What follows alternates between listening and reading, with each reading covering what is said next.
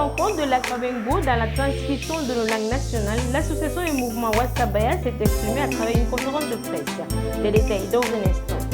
Bientôt la rentrée des classes. L'ambition de chaque élève est d'avoir des fournitures scolaires. Qu'en est-il de cette année? Des détails dans un instant.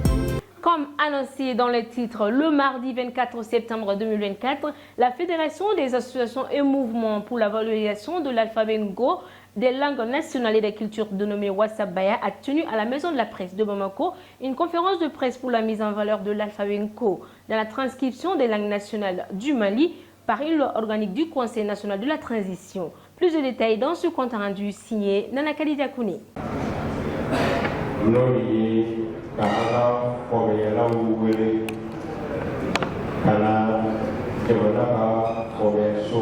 La Fédération des associations et mouvements pour la valorisation de l'alphabet Ngo, des langues nationales et des cultures du Mali a tenu ce mardi 24 septembre 2024 une conférence de presse à la Maison de la Presse de Bamako, placée sous le thème « Une contribution pour l'administration, le monde politique et la société civile dans le cadre de Malikoura ». Cette conférence visait à échanger sur la place de l'alphabet Ngo dans la transcription des langues nationales du Mali par une loi organique du Conseil national de la transition conformément aux recommandations des Assises nationales de la refondation. D'abord, l'Afrique a besoin de s'assumer. L'Afrique a besoin de se libérer. L'Afrique a besoin de sa souveraineté. La souveraineté que nous avons aujourd'hui, que nous avons dit avoir reconquise, et pour s'assumer, il faut être soi-même. Et la priorité de l'être humain, c'est sa parole, c'est sa langue, c'est ce qui nous distingue des autres. Je te reconnais quand tu es Bamana, quand tu es Senko, quand tu parles ta langue, alors c'est encore mieux. Les peuples du monde entier parlent leur langue et aiment bien quand vous leur parlez dans leur langue. Je crois que l'écriture est un outil de conservation, de stockage de la culture, de ce que nous savons faire. Ça fait partie des éléments de la souveraineté. C'est un élément de la souveraineté. Le président de l'association Wassabaya, Ousmane Padja Koulibaly, nous en dit plus sur l'alphabet Ngo. L'alphabet Ngo, c'est un alphabet phonétique qui peut faire la transcription de tous nos langues, de tous les sons du monde. Tout ce que nous avons. Même les onomatopées, si tu veux, on peut l'écrire. Et ça, c'est un. Et notre langue, c'est une langue quand Solomon il est en train de créer cette langue-là, il enseigne les gens avec ça. Une fois, il a écrit, je suis obligé de vous expliquer ça en Bambara. Quand il a écrit quelque chose, il a dit, il a écrit Adamana Mousso Djougoudé cette année. Mais il a demandé maintenant à un de ses élèves de venir lire ça. L'élève est venu dire Adamana Mousso Djougoudé cette année. Donc il a compris que vraiment notre langue là, c'est avec Kamima Sebenima Mangamima Kamasere. C'est le témoignage même de la voix. Alors, si tu dis maintenant Koulibaly Mousso, Koulibaly Mousso, c'est pas la même. Koulibaly Mousso, la femme même est Koulibaly. Mais Koulibaly Mousso, mais ça s'écrit de la même manière. Mais avec les accents, il y a une différence. C'est dans notre langue seulement que tu trouves ça. Existant depuis longtemps au Mali, l'alphabet Ngo pourrait-il être inscrit dans les programmes scolaires?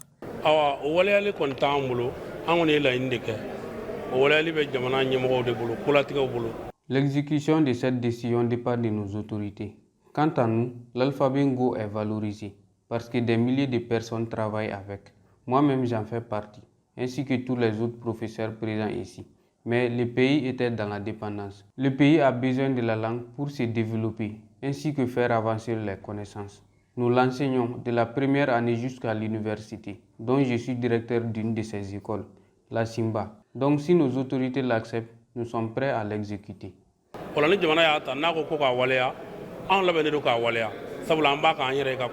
Cette conférence a également permis aux membres de cette fédération de donner un nouveau souffle à l'enseignement de l'alphabet Ngo au Mali, tout en valorisant les langues nationales là.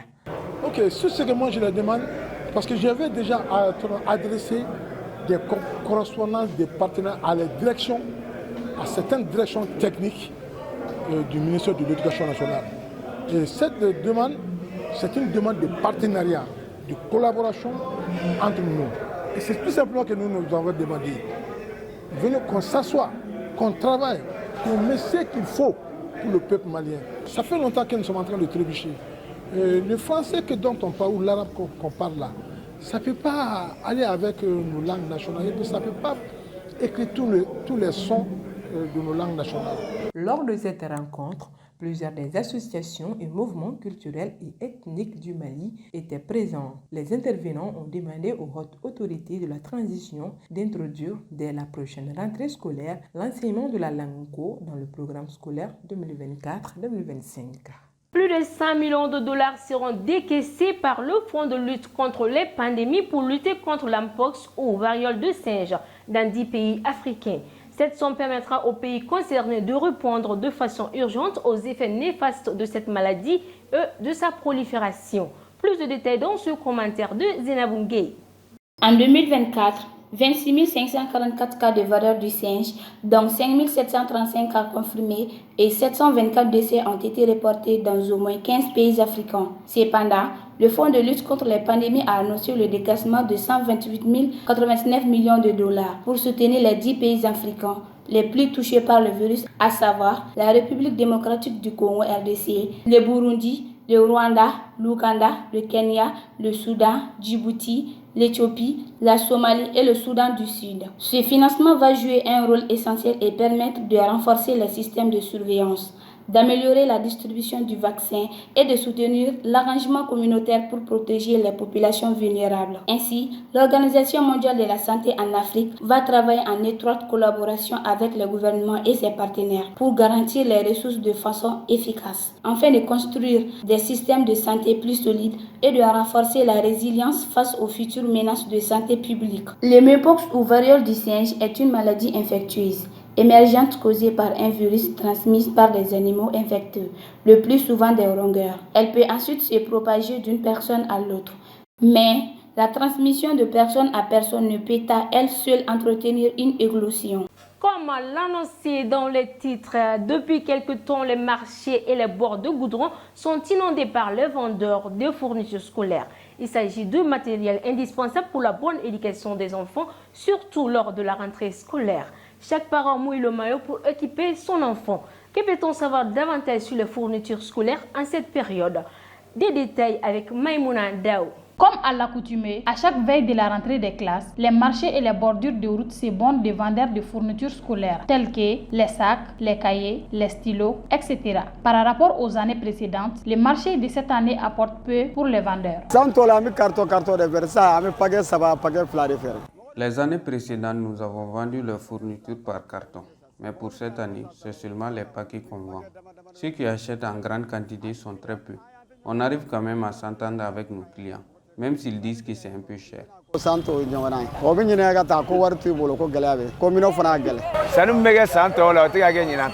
Par rapport aux autres années, le marché actuel n'est pas assez florissant. Peut-être que c'est dû à l'état actuel du pays. Beaucoup disent aussi qu'ils n'ont pas d'argent. Il y a des gens qui attendent la liste dressée par les professeurs. Ça dépend des moyens qu'on a. Dans les différents marchés, les prix des fournitures scolaires dépendent de leur qualité. Dans ce sens, le choix revient aux parents de faire leur propre choix pour les enfants. Je suis venue acheter les cahiers et les livres. Je pense que ça va un peu. C'est à peu près la même chose que l'année passée. C'est seulement une question de qualité. Si, pour certains vendeurs, le prix des fournitures en gros est abordable cette année, pour d'autres, c'est exorbitant. Les prix des fournitures scolaires n'ont pas changé. Il y a des qualités de cahiers qui coûtent 1250 francs, d'autres 1500 francs. Ce sont les plus chers. Depuis plus de 16 ans, je vends les fournitures scolaires. Cette année est la plus difficile. Nous avons l'habitude de prendre en gros à 1250 francs. Cette année, ça se trouve jusqu'à 1750. Certains clients invitent les parents d'élèves à vite faire leurs achats en cette période plutôt que d'attendre au dernier moment. Les parents doivent faire les achats dès maintenant car souvent les prix augmentent à la dernière minute. Les fournitures en bon prix ne sont pas très généralement de la bonne qualité. Les fournitures scolaires sont indispensables pour les élèves dans leurs études. Même si les temps sont durs, chaque parent fait de son mieux afin que son enfant puisse avoir des kits scolaires pour la rentrée. À présent, l'actualité nationale et internationale avec la voix et la compilation en bref et en images d'Abdoulaye Meiga.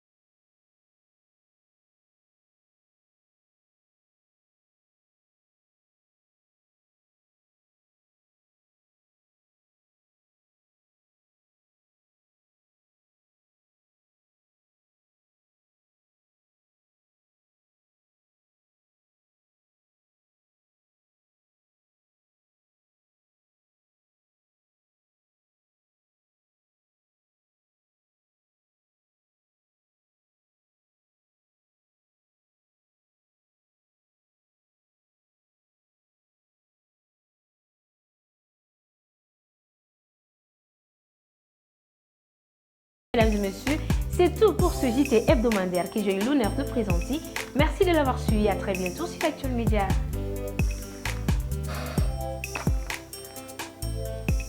Parce que nous croyons au grand potentiel humain, parce que nous incarnons la performance, parce que l'autonomisation et le perfectionnement de l'élite constituent notre objectif. Rejoignez-nous, Université Bazo, la performance par excellence. La prestigieuse Université d'excellence est UTG, première université qui offre la formation robotique et électronique révolutionnée au Mali. Et UTG, 80% de pratique et 20% de théorie. Elle oriente surtout les jeunes vers l'entrepreneuriat, ce qui fait que 70% de ses étudiants deviennent des entrepreneurs. Sistra Technologies est une société de prestation de services et de commerce, évoluant dans le domaine des nouvelles technologies de l'information et de la communication, la fourniture de matériels biomédicaux, la bioinformatique. L'École supérieure de commerce ESC Mali School of Management, l'école qui forme les leaders de demain, elle se distingue comme l'une des meilleures écoles de commerce de la sous-région. ESC Mali est réputée pour l'excellence de ses formations qui préparent efficacement les étudiants à devenir des entrepreneurs et des managers compétents.